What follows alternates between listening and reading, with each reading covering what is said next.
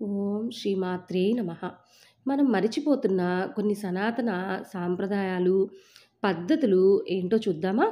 సోమవారం తలకి నూనె రాయరాదు, ఒంటి కాలిపై నిలబడరాదు. మంగళవారం పుట్టినింటి నుండి కూతురు అత్తవారింటికి వెళ్ళకూడదు. శుక్రవారం నాడు కోడల్ని పుట్టింటికి పంపరాదు. గుమ్మడికాయ ముక్కలనే ఇంటికి తెచ్చుకోవాలి. ఇంటి లోపల గోళ్లు కత్తిరించరాదు. మధ్యాహ్నం తులసి ఆకులు కొయ్యరాదు. సూర్యాస్తమయం తర్వాత కసువు ఊడ్చరాదు. తల దువ్వరాదు. పెరుగును ఉప్పును అప్పు ఇవ్వరాదు. వేడివేడి అన్నంలో పెరుగు వేసుకోరాదు. భోజనం మధ్యలో లేచిపోరాదు.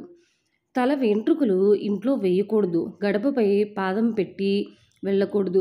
ఇంటి నుండి బయటికి వెళ్ళేటప్పుడు కసువు ఊడ్చకూడదు. గోడలకు పాదం ఆనించి పడుకోకూడదు. రాత్రి వేళల్లో బట్టలు ఉతకకూడదు. విరిగిన గాజులు వేసుకోరాదు.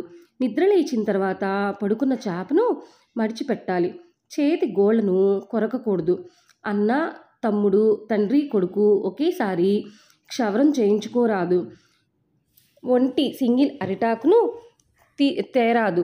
సూర్యాస్తమయం వేళలో నిద్రపోరాదు. కాళ్ళు కడిగేటప్పుడు మడమలను మర్చిపోరాదు. ఇంటి గడపపై కూర్చోరాదు. తిన్న తక్షణమే పడుకోరాదు. పెద్దల సమక్షంలో కాలుపై కాలు వేసుకుని కాళ్ళు చాపుకొని కూర్చోరాదు. చేతులు కడిగిన పిమ్మట విదిలించరాదు. రాత్రి భోజనం తర్వాత పళ్ళెం కడుక్కోవాలి. ఎంగిలి చేతితో వడ్డించకూడదు. అన్నం, కూర, చారు వండిన పాత్రలలో తినకూడదు. సింకులో పాత్రలపై ఎంగిలి చేతులు కడగరాదు. ఇంటికి వచ్చిన ఆడపిల్లలకు, ముత్తైదువులకు పసుపు, కుంకుమ ఇవ్వకుండా పంపకూడదు. చిరిగిన అంగీలు, బనియన్లు తదితర దుస్తులను ధరించరాదు.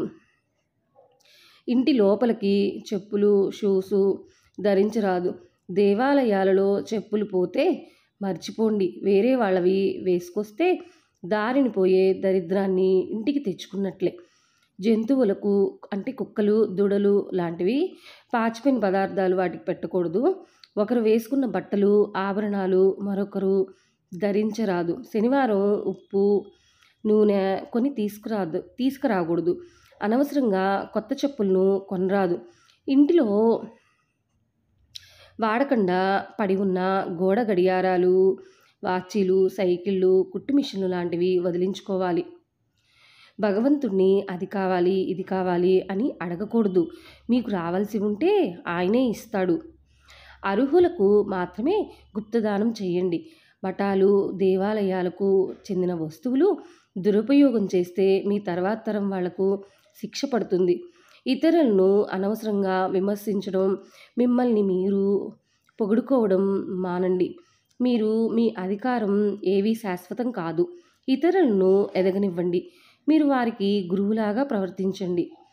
మన పూర్వీకులు చెప్పిన పై వాటిని ఆలోచించి మార్పు సహజమని గుర్తించి ప్రశాంత జీవన విధానాన్ని అలవర్చుకోండి. కారుమేఘాలు కమ్ముతున్నాయి. ఏ క్షణంలో అయినా వర్షం విపరీతంగా కురుస్తుందని, వేసే ముగ్గు ఆ వర్షంలో కలుస్తుందని. అయినా ఆమె ముగ్గు వేస్తుంది కదా, అది సాంప్రదాయం అంటే.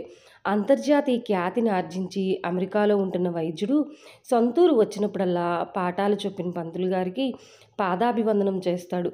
అది సంస్కారం. ఖగోళ శాస్త్రాన్ని నమిలి మింగిన నిష్ఠాతుడు నిష్ఠగా ఉంటూ గ్రహణం విడిస్తే గాని ఆహారం తీసుకోడు. అది నమ్మకం. పరమాణు శాస్త్రాన్ని పిండి పిప్పి చేసిన పండితుడు మనుగడి పుట్టు వెంట్రుకలు పుణ్యక్షేత్రాల్లో తీయాలని పరదేశం నుండి పయనమై వస్తాడు. అది ఆచారం. అంతరిక్ష విజ్ఞానాన్ని అరచేత పట్టిన అతిరథుడు అకుంఠిత నిష్ఠతో పితృదేవతలకు పిండ ప్రదానం చేస్తాడు. అది సనాతన ధర్మం. అత్తింటికి వెళ్లే ముందు ఇంటి ఆడబడుచు పెద్దలందరికీ పాదాభివందనం చేసే పయనమవుతుంది. అది పద్ధతి. పెద్ద చదువులు చదివినా, పెద్ద కొలువు చేస్తున్న, పేరు ప్రఖ్యాతులున్న పెళ్లిపీటల మీద వధువు పొందిగ్గా ఉంటుంది. అది సంస్కృతి. భార్య పక్షవాతానికి లోనయింది, మంచం దిగలేని పరిస్థితి, తనంతట తానుగా నడవలేని స్థితి. భర్త భరోసాగా నిలిచి భారమంతా మోస్తాడు. అన్నీ తానే ఆలిని సాగుతాడు. అది దాంపత్యం. అది అనుబంధం. ఇవి భారతీయుల తరతరాల ఆచారాలు, సాంప్రదాయాలు, విలువల్లో కొన్ని మాత్రమే.